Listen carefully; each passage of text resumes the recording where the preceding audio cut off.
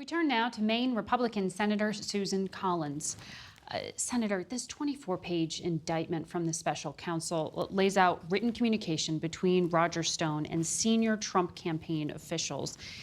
They seem to be coordinating the timing and the release of information from WikiLeaks, which had those hacked emails obtained by Russia. What does this pattern tell you? Well, I really don't think we can draw conclusions until the special counsel has finished his work. But what this indictment and many others have shown us is the importance of the special counsel being allowed to conclude its investigation unimpeded. Because Roger Stone and others have dismissed this as these are process charges. But what's in the indictment lays out this connection with Russian intelligence giving information to WikiLeaks. Mike Pompeo, when he was CIA director, called WikiLeaks a hostile intelligence service abetted by Russia. Do you think working with WikiLeaks should be considered a crime? Well, you have to know the circumstances of it, but I have great faith in Mr. Mueller's ability to pursue a fair and thorough investigation. He has not yet reached conclusions, but there is a disturbing pattern of lying to Congress that we're seeing in these indictments, and no one should be allowed to do that with impunity. So I'm very pleased that the special counsel is pursuing indictments where he believes individuals have lied to Congress. One of those individuals, Michael Cohen, another former Trump advisor, also facing some jail time, accused of lying to Congress, and he admitted to it, to lying to your committee. He is being subpoenaed to testify. What is it that you need to hear from him, and when? Well, we need to hear from him as soon as possible, but we need to ask him all the questions that he answered previously, because we now know that he was not truthful. And in this case, he's been convicted of lying to Congress.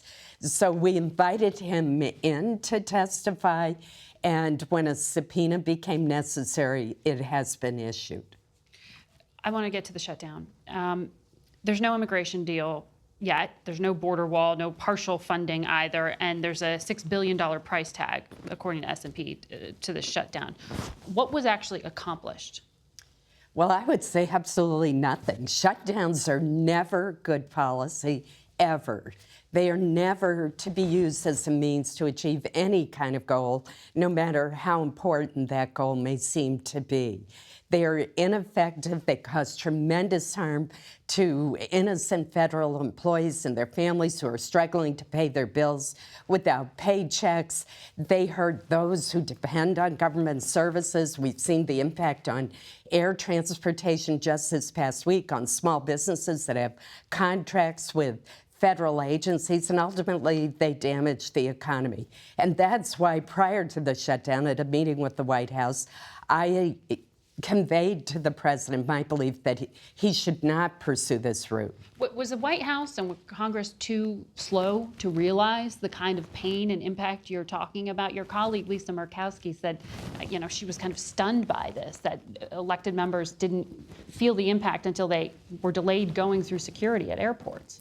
Well, it didn't come as a surprise to me back in 2013 when we had a 16-day-long shutdown. I led a bipartisan group that produced a plan to reopen government. I heard from Mainers who worked for federal agencies who told me of their personal hardships, and it was heartbreaking to hear that. So I don't know how any member of the administration or of Congress could think that a shutdown was a worthy pursuit. It never is. Director Mulvaney said that, Chief of Staff Mulvaney now said that there's opportunity created here. That's what was won. What's the best thing you can get in the next 21 days? The best agreement that we can get is an agreement on border security, but an agreement to fund federal government through the end of the fiscal year, which is September 30th. No more short-term stopgap funding measures. And we cannot have the threat of a government shutdown hanging over our people and our economy. I know, and I hope he will join us and expect that he will, and working very hard during this next 21 days to prevent us from being back in the same situation. And this is urgent. A wall ultimately gets funded through this?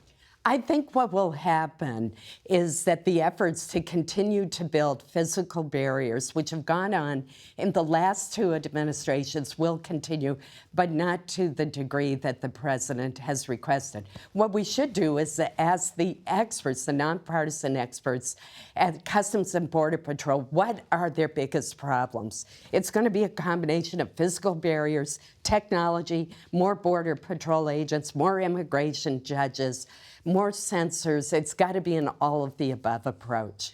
I want to ask you about a private matter that became public this week with your colleague, Senator Joni Ernst. She revealed she had been the victim of rape in college, and it became public that she had suffered abuse at the hands of her now ex-husband. I think many people see a lot of resilience in her.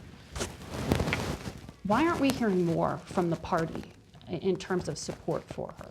Well, I reached out to Joni just as soon as I read the devastating news, and I will tell you that colleagues during our lunches came up to her, people on the floor. She is a strong and remarkable woman, and what she has endured has been just horrible. And I know that my heart goes out to her, and I believe that's the case of everybody, Democrat or Republican.